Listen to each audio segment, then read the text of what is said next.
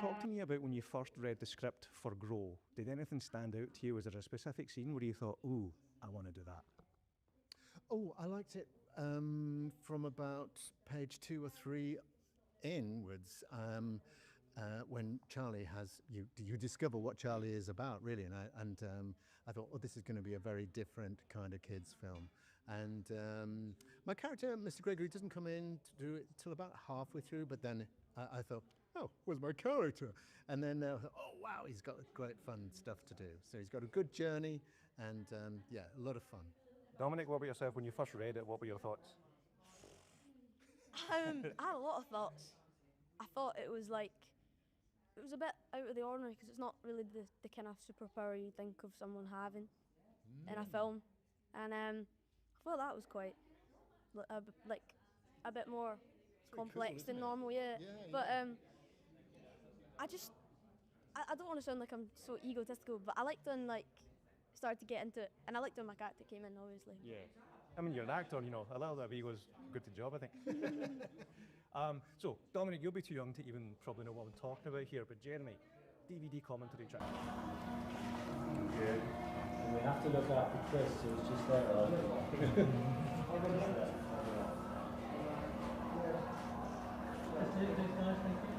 Right.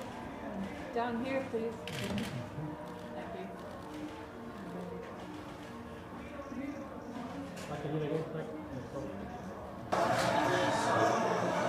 Straight from the oven if you could. Thank you.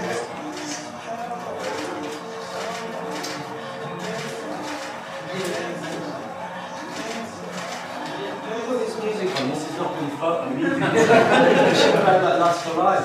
Well, I did one for young fathers. Oh, is it young fathers? Yeah. Yeah, I'm so out of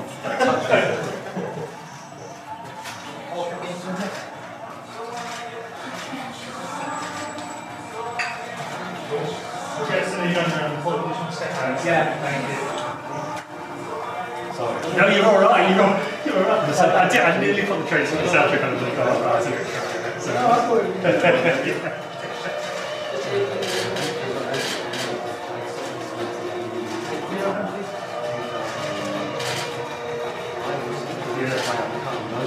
One in front of you, please. Straight, please. Yeah. Yeah, down here, please.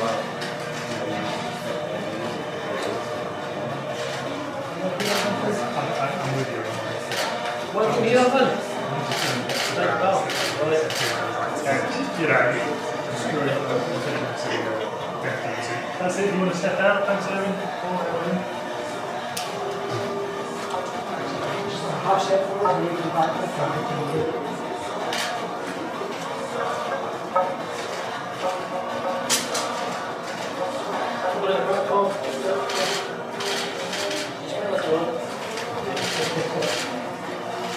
Can you hear Paul?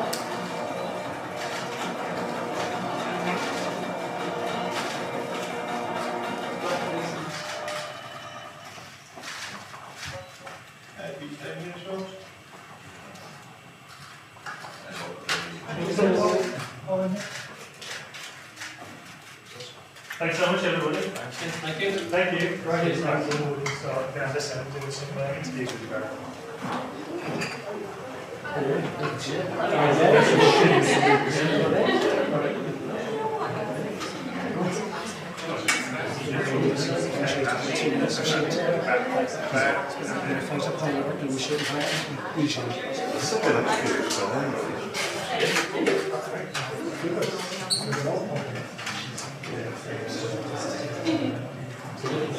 Yeah, again.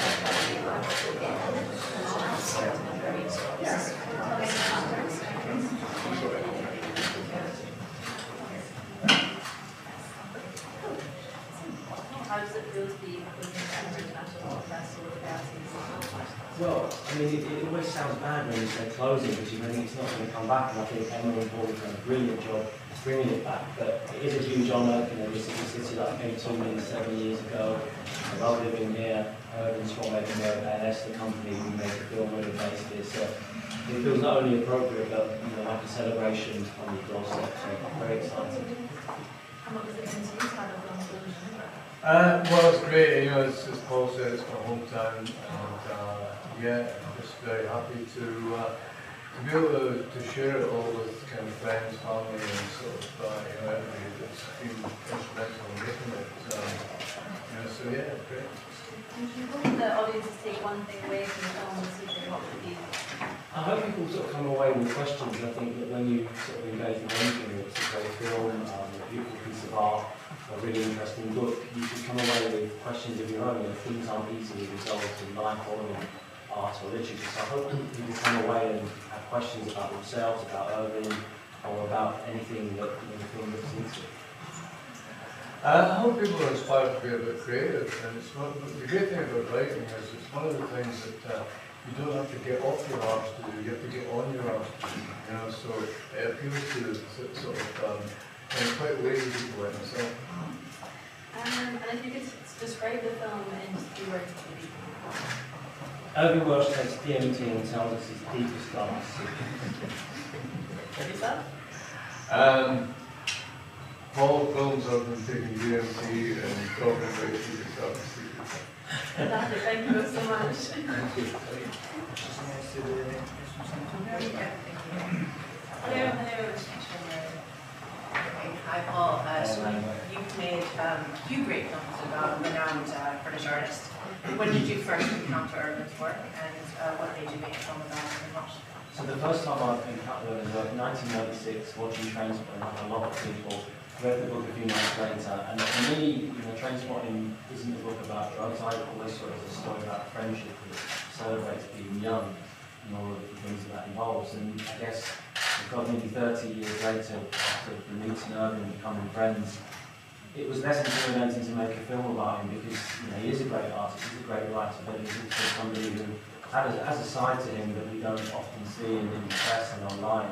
And that was the side that we wanted to show, you know, somebody who's a loyal friend, you know, a romantic partner, and just this really warm, cuddly side to him, I suppose. But then it's not a hagiography. We wanted to show that, you know, Irving has flaws and that he has demons, and it's about, you know, trying to show this rounded side. No, I'm getting a bit nervous. Building trust between documentary, filmmaker, and subject is a unique and one that you have to build trust. But tell us about the process about making a film about yourself, but also with Paul as your filmmaker. Basically, because you know we had that trust and we had that friendship, I was basically saying, look, you know, I'm in your hands, just do what you want to do, and get on with it. And, you know, so for me, I was quite passive during the whole thing. I just really did what I normally do, and I mean, the great thing about Paul as well, he's not a guy for doing loads of takes. He likes things to be as naturalistic as possible. So basically, a lot of people didn't even know the camera was there. I didn't really sort of know he was there until sort of, because I'm used to hanging out with him. So you know, so just seeing him there for the shot scene and all that, kind of saying cut. Like I really used to saying cut because I'm for a half cut. But yeah, no. So it was just it felt very kind of organic. It didn't feel intrusive at all. So it was probably the best possible kind of biopic I could ever have. I personally loved how you told the story, you told a modern story, but you also, how did you decide to make this approach where it combines both modern but archive on the wall or in history? Yeah, I mean, the board at the beginning was no talking heads. It was people that Irving meets and has, you know, conversations with, whether that's Irving's partner Emma and filming them. That's one of my favourite scenes where they're just wandering around the grounds of this festival, talking, very natural. Or if he was, you know, working with Dean, his screenwriting partner, it was all about showing that natural side. And then to show the innermost side of Irving, being a bit creative, because filming Irving laying on a mattress wearing an eye mask, you know, with Chad whispering sweet nothings into his ear, would have been boring for a long time. But finding the biscuit factory and, you know, having on wandering around in the dark in a white suit with projections of his life, times he's lived through, it felt more exciting. It felt like something that was cinematic. And you've worked with lots of Scottish creatives on this film. What advice would you give to creatives who are trying to get into the film industry today? Basically, just perseverance. It's like, you know, these things never kind of, nobody's going to sort of just let you get in the door. You have to kind of basically sort of persevere, but learn as you go, look at what the stills industry is and get to make an impact there, and people will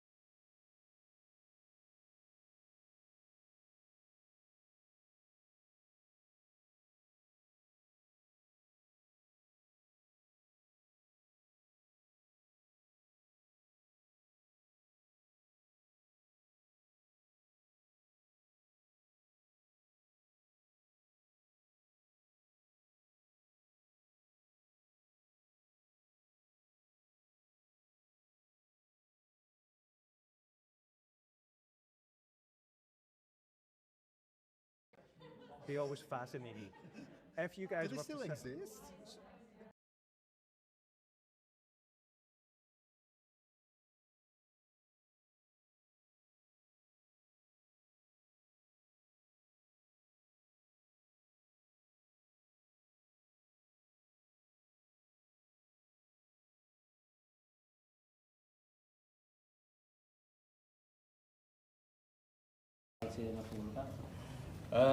I'd like to say it was inspired by a James Bond kind of sort of theme, but I think it was like, that's what all writers are about, really. You're kind of, if you don't, you're trying to get in touch with different aspects of life and different sort of aspects of kind of, maybe even previously lived lives or lives in different dimensions. You're trying to get kind of mine your subconscious for all these kind of things and bring them to the fore and hopefully represent them on the page in some way in a kind of consistent narrative.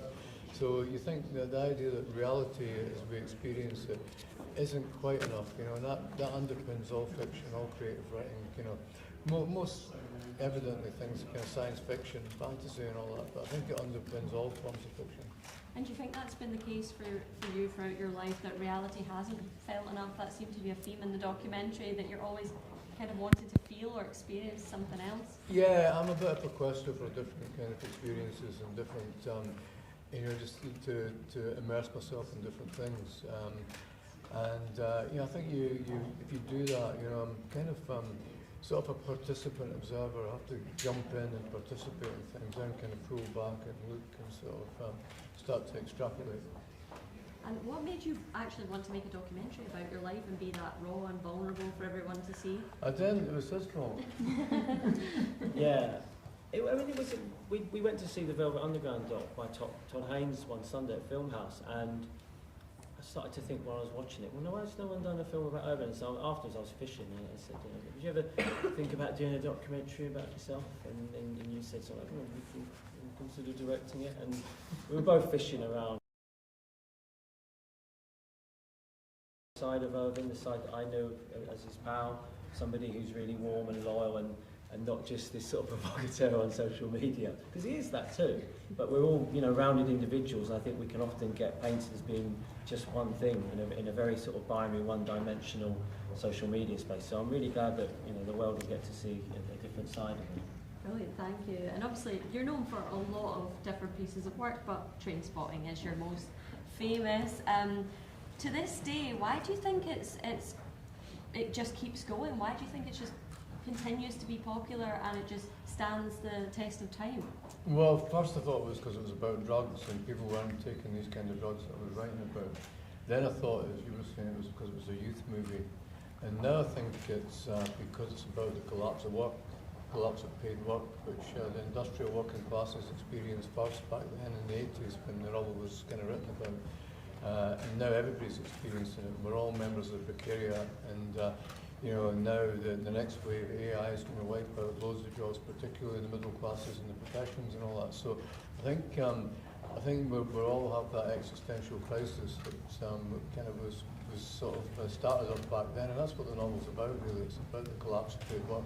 So do you think is this relevant now as it was then? I think it's more relevant now because I think that what replaces paid work is basically drugs and addiction, basically our addiction to screens, or addiction to gambling, online gambling, online pornography, online ordering deliveries, kind of salt and sugar and fat, basically, and so I think that we have the whole sort of street drugs are a problem, but they're a very small problem compared to kind of big pharma's drugs, which are kind of basically licensed through the NHS and are prescribed to everybody. So I think we've got bigger kind of existential problems resulting from addiction, resulting from the collapse of paid work, the collapse of activity, basically. Yeah. And just one more question on that film. What is the thing that people say to you the most? What's like the most common thing that people come up and say to you about that film? Of what film we're talking about? Trainspotting. Trainspotting. What is it that resonates most with people? What is the thing you keep hearing over and over again? Did you like the film? or I thought you'd be shorter. Yeah, that's a big one. I thought you'd be shorter. Yeah. And just a couple of more like light-hearted, fun questions. Obviously, we're at the film festival, the TV festival's on. Could you guys tell me what is your favourite TV show and what is your favourite film right now and why?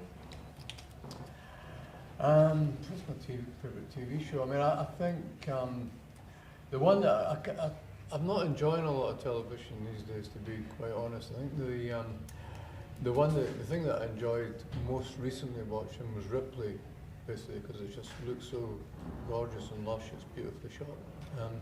And it's in Italy, and Italy always looks gorgeous, and even in black and white. Film,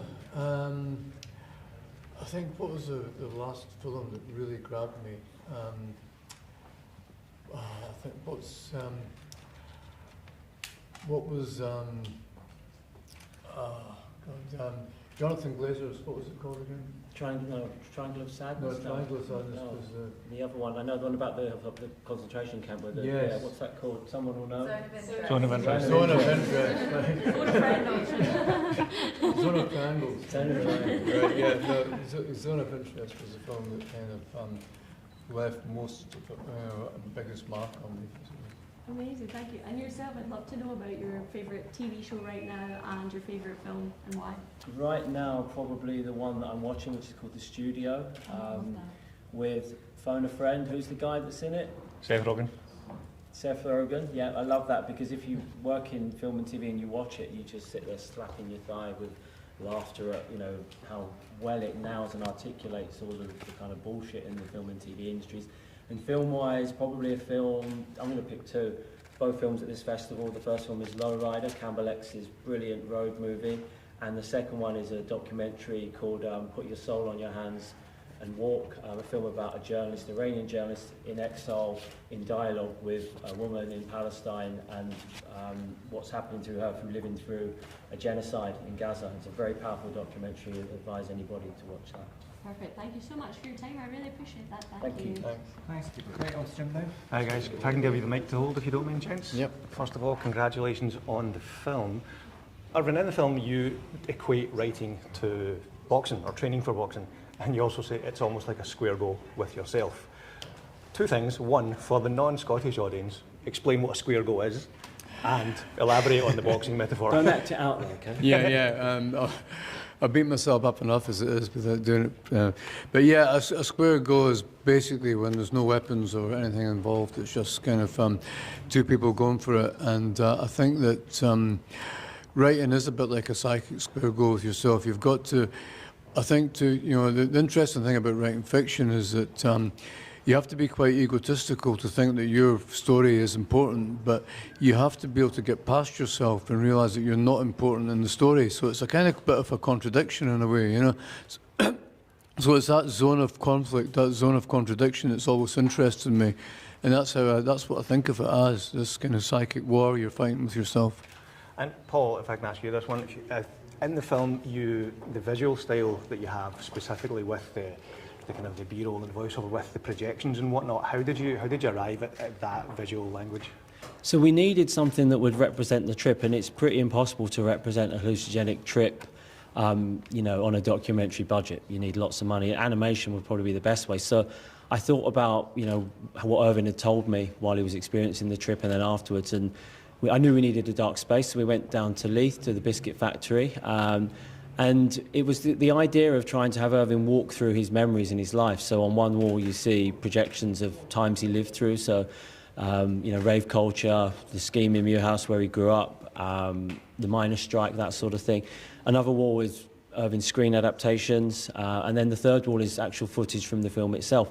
And it was, I suppose it was, in a very pretentious way, meant to kind of imagine this kind of ballardian collage of somebody like talking about their innermost thoughts and feelings, whilst you're all kind of seeing images that tied into that, but could have, at some moments trigger reactions in Irvin. Because if you didn't have those projections and he was just in a dark room, there'd be no emotion. And there's some beautiful moments where Irvin looks at some of the images and you see, particularly a little tear in his eye. And I think it works really beautifully in those close-up shots to just see the emotion in him. Yeah.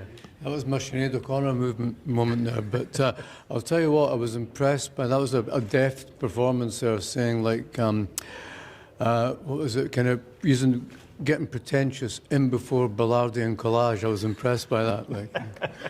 Last question, very quickly, gents. At the channel, we're big fans of physical media. I'm wondering, do either of you remember what your first VHS or your first DVD was? I do. It was Doctor Who, Day of the Daleks, with John Pertwee, because my Doctor Who was Tom Baker and also Peter Davison. And so when that came out on VHS, I remember going down to WH Smith and paying $5.99 for it, and I've still got it. Nice. Irvin? VHS, An Evening with Pat Stanton. Brilliant. Gents, thanks very much and congrats on the film. Thank you. Jim. Gentlemen, Paul, I just want to start with yourself. Tell us a little bit about how this project, this documentary, became the latest project that you have done. So Irvin and I were friends, and I was thinking about a documentary that would, I suppose, explore another side of Irvin that isn't often seen you know, in the in the media or online. And I think the trick with it, because you know, I read Irving's work first of all, you know, in 1996, just after I'd seen Trainspotting, and there's a huge responsibility when you work with a great writer to try and tell their story. But because we were friends and we had a relationship, it took the pressure off in that way. But I suppose the trick was, you know, working out how to tell that story in an adventurous way. So we didn't use talking heads, tried to avoid anything that was, you know, a standard documentary trope really. But it came about really from wanting to, you know, work together and tell a story about somebody who is hugely important in the culture while they're still here. I mean, I think I've made a couple of films about people that were no longer alive, and while somebody is here and can speak for themselves and tell you their story, it's a great time to get them. Did that change your process, and the fact that you have not only a friend, but the fact that the subject matter is still here? Definitely, yeah, because I didn't want to make something that was a hagiograph that was only sort of saying, you know, how wonderful Irving is. It was also something where, you know, Irving was very honest and open to talk about his demons, the things that drive him, and to talk about, you know, very early on in talking, he spoke about how, you know, you don't learn from success, but you learn from failure. And I think we were fortunate in one of the interviews in the film with an Irish podcaster called Michael Anthony. We arrived at this interview really late because, you know, we'd been filming in the pub, and we kind of, while we were filming in the pub, you know, we weren't drinking Guinness Zero because it didn't exist at the time. And by the time we got to the podcast interview, I think, you know, we were a bit inebriated, and Michael was very upset, as he should be, and he's a great guy, Mike, I'm very grateful to him, but it made the interview a lot more combative, and it was kind of like watching a boxing match. And the things that Michael asked of Irving in that interview really opened up another level of the film in terms of confession that were useful as a storyteller. Irving, can I ask you, I interviewed you 2 years ago, there was another documentary. This seems much more personal about you. Did you find that, in terms of working with someone that you know, and also working with a creative, and you're creative, there's a part of the documentary where you talk you don't like to define, you don't like to kind of pigeonhole yourself in your process. But during the making of this documentary and other documentaries, have you found yourself now reflecting upon your process as a writer? I know you're probably just saying no. Yeah, I mean, I will say no, but I tend to be the guy who lets everything filter into the subconscious, and I don't really think too much about something at the time. You know, it's like I kind of trust the subconscious to throw up the goods as and when. You know, so I don't force anything. I mean, I know a lot of writers who have the moleskin in their pocket, basically, and anything you see and any observation, you know, they'll write about the blue sky and the sort of cross on the church roof and the green stuff, you know, or the red bus coming through. I'm not that kind of guy.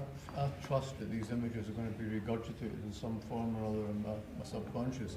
So I think no, but it's not a disingenuous no. I know it will come up later on. I know it will sort of percolate. And just one last question. I know you've touched on this already down the line, but the memory wall, a sense, is the best way of putting it. That experience for you, just if I could ask you, what are your memories of that? Was that a few days? Was that one day of shooting? And those memories of seeing those images projected on that screen? I think it was about 1.5 days, was it? One day, yeah, right. But yeah, I found that the most emotional part of it. You know, I think that there was, you know, it's like, I think that when you saw kind of images of Muirhouse and the fort and all that, and you know, in conjunction with playing football with Colin and Dougie, I think it was that was quite an emotional pull for me. It's lovely. And I know I pushed it. Paul, can I just ask, where did the idea for the DMT trip come? That kind of frames the narrative of this documentary. Where did the idea for that come? We were working with a production team in Toronto, and Charlie, who was the kind of line producer over there, was making a documentary about hallucinogenic drugs, and my little ears picked up, and I thought, I know somebody who likes hallucinogenic drugs. And so I said to Evan, you know, how do you fancy taking DMT legally at this drug rehabilitation centre? And he was, you know, he wasn't hesitant. And at that point I was like, well, we've got a bit of a inciting incident here that we can use as a device. Yeah. So all, you know, credit to Charlie for having that other film in parallel, and Irving for being a good sport. Yeah. And our other pal, hallucinogenic drug, was making a film about Charlie. Gentlemen, Thank you very much for your time. Enjoy this evening. Thank you. And last but not least, quickly with Cinefile Mike here. Hey, Mike. Hello again. All right, so we'll do this very, very quickly. So, as an educator, I love to talk to filmmakers, writers, and help us build the absolute perfect read and or watch list. What is at the top of your reading and watch list? Ooh, from scratch. If it's in television, two things: The Wire, David Simon's brilliant series, and then on this side of the Atlantic, Our Friends in the North. Film-wise, documentaries by Asif Kapadia, films by Andrea Arnold, Ramsey, Ken Loach, Patrick Keeler, Wong Kar-wai, all the greats. Yeah, I mean, right now it's been like Hibs and Oasis, basically the top of the marketing watch list.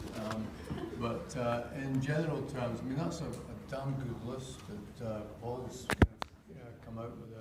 I think that, that you mentioned The Wire, and I think that kind of golden era of HBO show when you had The Wire and 6 Foot Under, Sopranos, and kind of all these fabulous shows that television's never quite got back to that level. I think that was a fantastic time for TV. So just basically that period. And movies, yeah, I've kind of, I always go back to sort of black and white film noir. I just watched Key Largo again the other day there and really enjoyed it. And Double Indemnity is one of my favourite films. And you kind of, I just love that sort of, I love that kind of, old school Hollywood wisecracking kind of tough guys and sort of and vampish kind of tough women sort of alongside them, kind of just having this joust. It's fabulous. Great. Well, thank you so much. Enjoy the festival tonight and best of luck with the film. Thank you.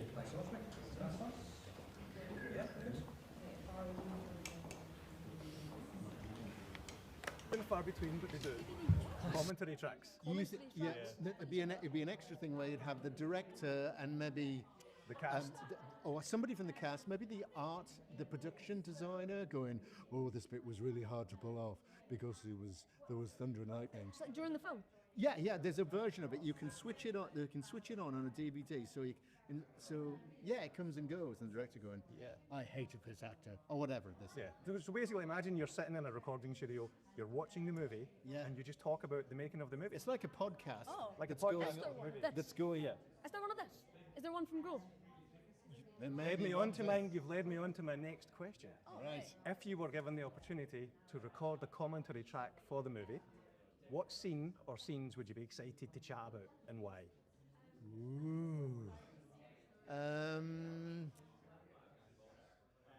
Maybe the lab scene, because it was a long day, but it was a lot of fun, and it was the first day I really met Dom and Priya, and actually we started off in my office first. I'm sure it was in the lab. Was it? Did we do that first? I'm sure it was. He's a young kid. He's probably got a better memory than I have. I was trying to remember what I did from this morning. No, actually, I think you're right. I think. Oh, see, maybe not. When it's one of you came in, I'm on the phone going. Blah, blah, blah, blah, blah. Wasn't that the first? That's right. Yeah, but the lab was great. It was a lot of fun. Yeah, I'd probably comment on that. No worries. Last question, guys. Just talking about upcoming projects and what's coming next. Jeremy, we'll come to you first. Talk to me about Ted Lasso and what's going to be happening. Yes, just started in last month. We shot some stuff in Kansas City, Missouri, and now we're back for the rest of the shoot in London. And it's great. It's Kansas City in Missouri. Why can't it just be in Kansas? I know. Well, it is. In fact, this is Korea, is it? There are two Kansas Cities. One is, and they're kind of spread across a state line from Missouri into Kansas. So. Right. And Dominic, obviously you've got a big project coming up, but I'm not going to ask you one of the typical questions, at least I hope not anyway. Let's imagine in 30 or 40 years' time, they're rebooting the franchise again. Which character, as an adult, would you want to play in Harry Potter? No. Depends if my hair's turned white yet. Let's say it has. I'd like Dumbledore. I feel like that'd be fun. Why? I don't know, it's because he's like a very, strange character. Like, he's a bit of a funny guy. But Who else would I like to play? Voldemort would be fun. Voldemort. The villains always seem like Voldemort would be fun. Not supposed to say his name. Yeah, but Guys, thank you very much. I think we need to go there. I appreciate your time. Enjoy the rest of the festival, and congrats on the movie. Right, let's get set up here. It is, and it's genuinely my, government name. It's not a stage name or anything. That's what I was born with. There you go, back a bit there. I just got to quickly grab a selfie of us. Sure. On the. Do you want me to take one of you so you've got that way up? Yes, would you mind? Not at all. Just with the little hand. All right. Yeah. No, no. 1, 2, 3. There we go. Thank you. No worries. Stacey, thanks very much for joining us. My first question is, was the outfit coordination planned or is it a happy accident? I think subconsciously planned. Yeah. Fortaventura is almost like the fourth lead character in the movie. Talk to me about how the location, how the island helped the performance or just helped you guys get into character. It really helped by the simple fact that it really resonated with a lot of the characters' psychological states. I think there's something so wonderful when you do so much work on script and on characters, and then you have hopes that a scene is going to go a certain way, but then you're suddenly open to the elements of these incredible places. And then when you're also faced with incredible actors, that's when sort of new things emerge, and you have space to play and discover actually how you would react in those spaces and how that character would live under certain circumstances. So it's so important to really allow that to come in, because I think the film and the way that Jan Ole as well wrote it, it had to be in those spaces and we had to live within those spaces. Well, you didn't have to play the heat. That was very much an issue. But the island's fascinating. It has these corners that are more traditionally touristy and boozy and naff, and then gorgeous deserts, prehistoric cliffs, lines that nobody ever goes to. It really helped. And we were working in a hotel that was actually in the middle of season, which drove the manager absolutely mad. But it was brilliant for us and for me, because I was, walking through the guests by the pool to go to the tennis court. I got asked to give lessons a couple of times. I think it was like the Truman Show. Did you give any? I made a few extra quid. Yeah, I have to say. Yeah, I guess it always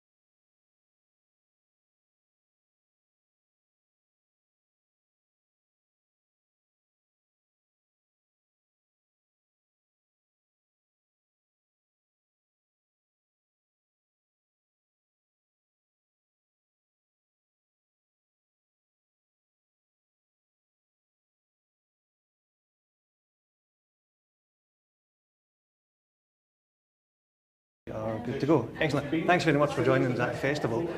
When I skip forward, 10 years' time, 20 years' time, what will be your memories of the Edinburgh Film Festival, do you think? I mean, Edinburgh is such an incredible city and festival, and I feel like it was, all the venues are very special, and it was like, I think seeing the film with an audience for the first time was really impactful for me. Seeing it with an audience for the first time as opposed to seeing it multiple times in the Edinburgh and, you know, like friends and family screenings, was there anything that you noticed different? Did you take anything different from it at that point? Yeah, you know, it's so interesting to hear other people talk about it because I have such a, you know, I've seen it so many times, and we realize the film is very quiet, and we realize the last line of the film is, what do you want? What do you actually want to the main character, which I think kind of encapsulates the theme of the film. I know we talked about this earlier in one of the interviews, but I want to ask you again, what's your thoughts on theatrical, streaming, physical media? Can they coexist in the future of filmmaking? I mean, I think film is supposed to be made for cinema. I mean, we didn't start making film for TVs, they weren't invented. And I hope that all these filmmakers here get an opportunity to get a small theatrical release or a big theatrical release, because I think the platform of cinema is meant to be seen in the theater. And I think streaming has offered such an amazing wide platform and, you know, much more accessible, but I think we are losing the beauty of going to the movies, and that's what was so great about this festival. You know, it's 4 different cinemas, no online per se component, and it feels like it invigorated, you know, I saw a bunch of movies and it invigorated my love for cinema as well, again. Last question again. Thank you very much. Your first VHS, your first DVD, what's your memories? My first feature, what I've seen. Your first VHS. Oh, my first VHS. Yeah. Okay. I think it was The Wizard of Oz. It's a pretty classic. I knew every word. My dad knew every word. So. Do you think you still know every word? Probably. Thanks very much for your time. Congrats again on the film. Thank you. Thank you.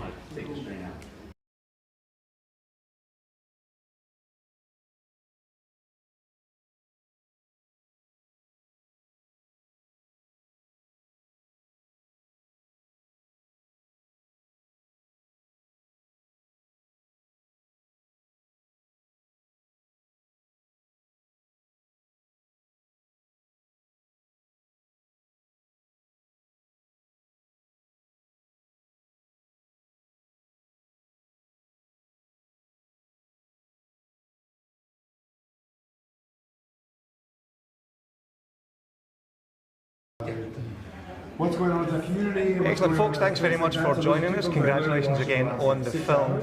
My first question is, fast forward 10, 20 years into the future, when you're looking back at your time here at the Edinburgh Film Festival, what do you think will be the things you'll remember?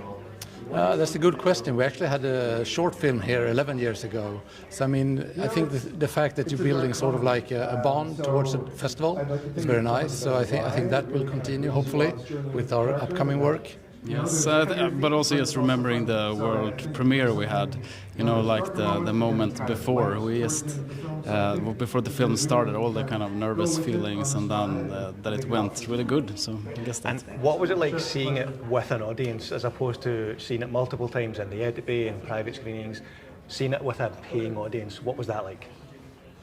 It was it was quite nervous in the beginning, but then it felt really good to be. We also stayed in the audience, you know, when we looked at it, and to feel kind of like the presence of, you know, people maybe laughing a little bit, or, you know, those kind of things. It was really, it was a great experience in that sense. Yeah.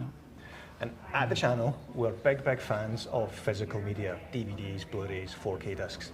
What's your thoughts on streaming versus physical media? And do you remember your first VHS or your first DVD? I mean, I think we're both grown up with, would you say VHR? No? VHS, yeah. VHS, yeah. So, but then of course, I mean, we were junkies of DVDs, so I think yes. Of course we remember them. And I think we grew up, I think we were 13 when The Lord of the Rings came out, so I think that has been part of, like, growing up in some sense. Yeah, just ordering a lot of DVDs. I don't know, like I remember what is called Criterion collection and those kind of things, to see films that you couldn't really see in Sweden at that time, I would say. So yeah. Yeah, and also like you rented them on a weekly basis. You had to speed up the process, like getting 3 a week, sending 3 a week. So it was a hectic period of seeing films and in a high pace. Yeah. If you were ever given the opportunity to record a commentary track for your movie, what scene or scenes would you be excited to chat about on that commentary track?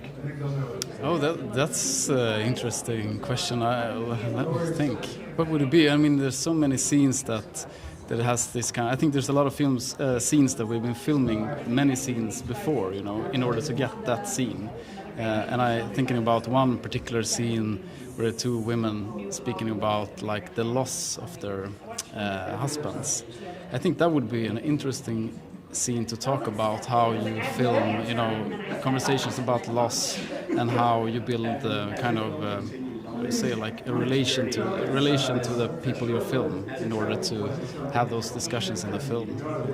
Yeah, and I mean, since we're the only documentary in the competition, so I mean, for us it's very much like our process is a very long-term project. So we film a lot and then we edit a lot. So there's a lot of material that's not in the film in the end. So I think that's quite different maybe from a fiction film.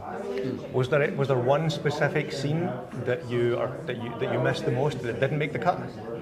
I think you have those, I mean, kill your darling scenes, of course. I mean, when you spend time with the people you're filming for years and years, I think, I mean, you have the opportunity to know them very well. And then, of course, there are emotional scenes that we have been capturing together. I think those are the hardest to cut out. Yeah, I think so too. And I mean, there was, of course, also if someone shares something quite personal, and in the end you feel like, okay, it's maybe repetition with something else. It feels quite difficult to cut it out, but in the end it's better for everyone because the film and the story becomes better. So that's also why it's good to work with an editor, right? That can also Unsung heroes. Yeah. Gents, thanks very much. Congrats on the film and enjoy your time at the festival. Thank you. Yeah.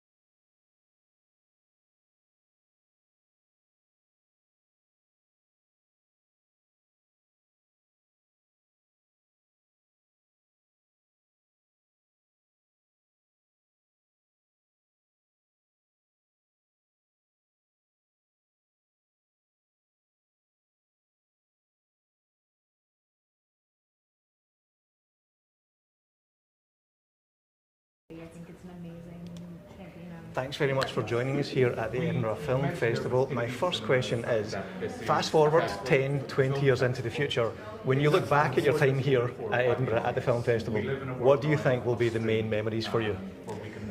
The screenings. You know, like the thing that's really thrilling about coming to a festival is, you know, there's a million great things, but sharing your work and really engaging with people, that's really what it's all about. And so I just loved the Q&As, I love the questions that the audience brought and the moderators as well. And yeah, I mean, that's really the richest part of it is kind of engaging with your audience, with the work. That kind of perfectly leads into my next question.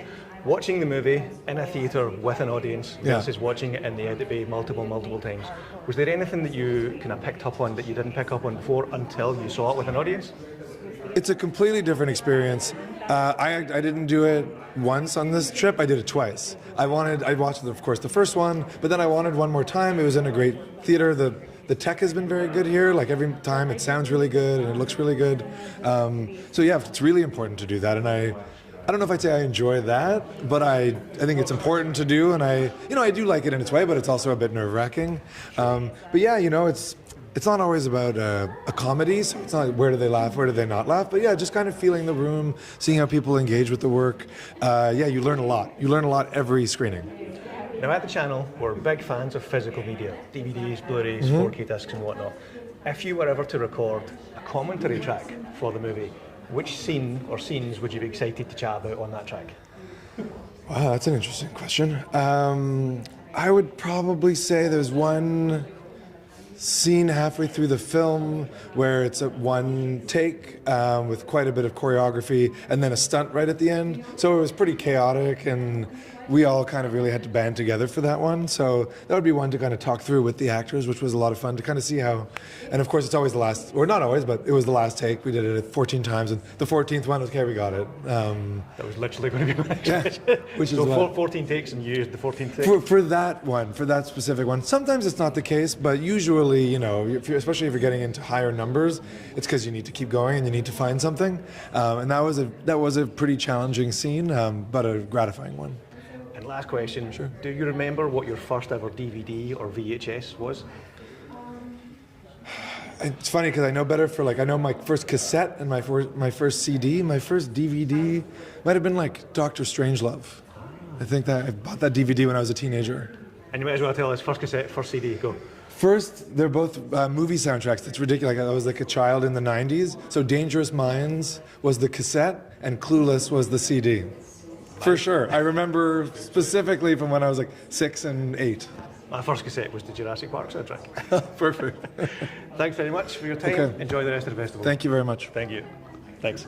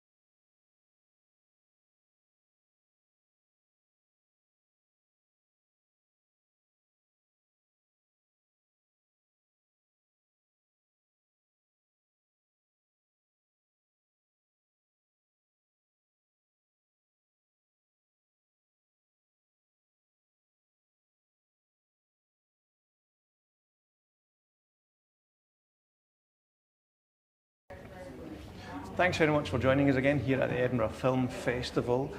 Let's fast forward 10, 20 years into the future. When you look back at your time here, what do you think your memories will be?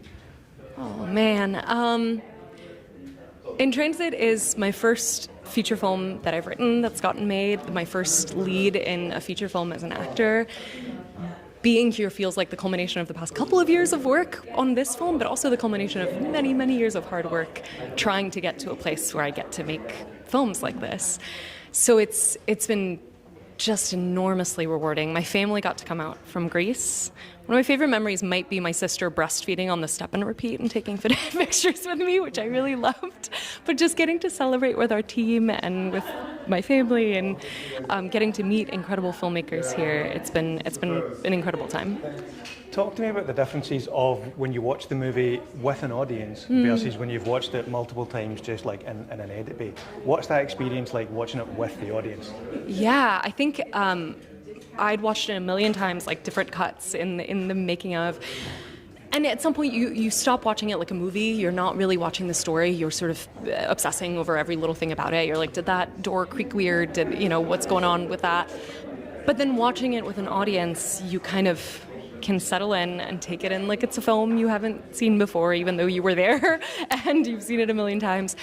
And just, I don't know, hearing people laugh at funny lines and feeling people take something in, people take a deep breath. It's hard to put into words. It's a really special thing. You feel seen in a way that I haven't experienced before. Theatrical distribution, streaming and physical media. As an actor and as a writer, going forward in the future, how do you think they can coexist in the industry? That's such a tough question, but I feel like I hope we never lose theatrical, right? Because getting to watch films in theaters the past few days, getting to watch my film in multiple venues in theaters, that's how movies are meant to be watched. Like, the quality is so much better. Watching it on a big screen makes such a difference. Watching it in a room full of people makes it so much more impactful. And it becomes an experience. It's not like, oh, I'm going to watch something on my laptop while looking at Instagram. Like, you're not settling into the story in the same way. But at the same time, we need that, and that's a way to reach a wider audience, where it's like theatrical might only allow us to play in a few cities or parts of the country or parts of the world. Streaming allows everybody to have access to the film, so it's important as well. And last question, we talked about this in the interview a couple of days ago, but tell me again your memories of your first VHS, your first DVDs. What can you think of? We talked about this a few days ago. The Little Princess really stands out in my head with Shirley Temple. I don't know if you know this movie.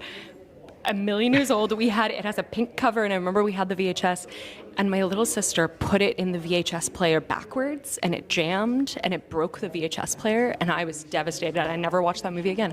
I should watch that movie again. Yeah, I haven't seen it since I was 10, maybe less. Thank you for that.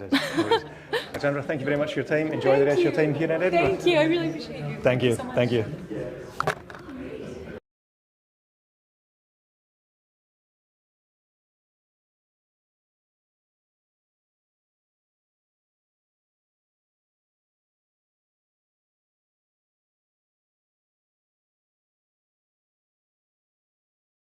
Island. And yeah, so I think it played a huge part, a huge thing as well. We were planted in that slightly limbo-like atmosphere of a resort. Yeah. So I mean, it was incredible that we could shoot them. We weren't pretending it was somewhere else. We were literally shooting in a hotel that we were pretending it was supposed to be that hotel. It was like supposed to be this island. So it made our jobs much easier. Yeah. Now at the channel, we're big fans of physical media. If you were ever to record a DVD commentary, like the cast, the three of you together, what scene or scenes would you be excited to chat about on that commentary track, and why? Wow, that's good. I mean, I loved so much of it.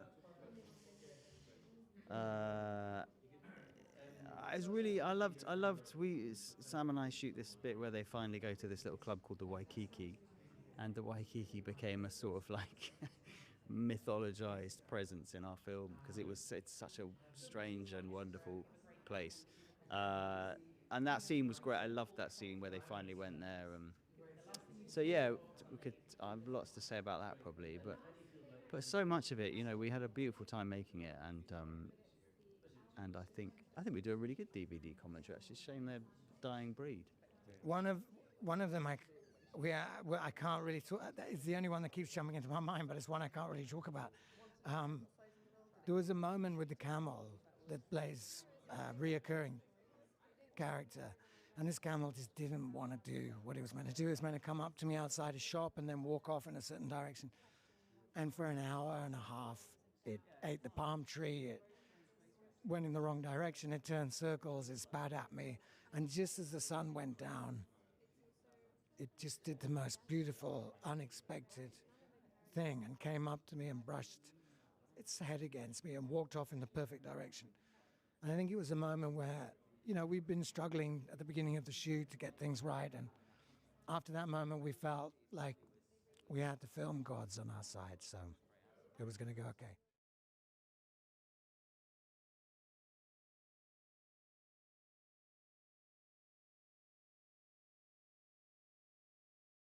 If you were ever to record a DVD commentary for the movie, which scene or scenes would you be excited to chat about and why?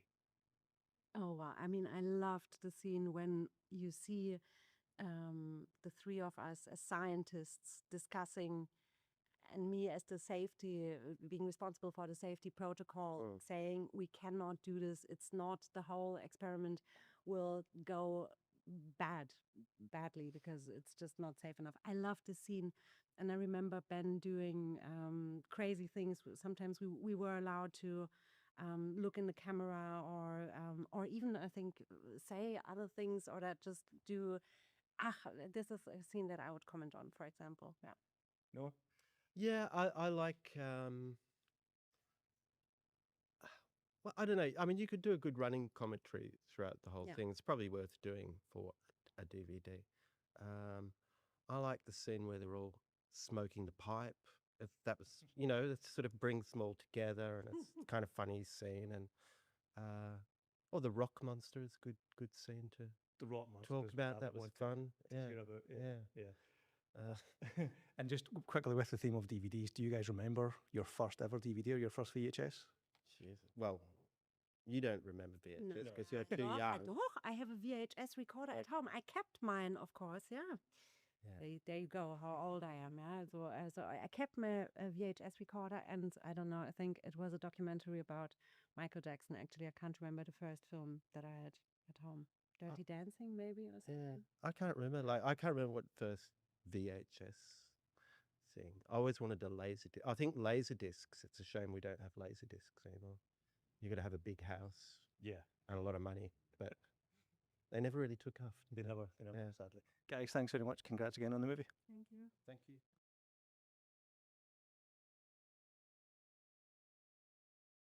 Imagine you get to record a DVD commentary for the movie. Which scene or scenes are you going to be excited to chat about on that commentary track? Oh, there's a fair few. Like, there's a really few. Like the safari park one. But one, like, I genuinely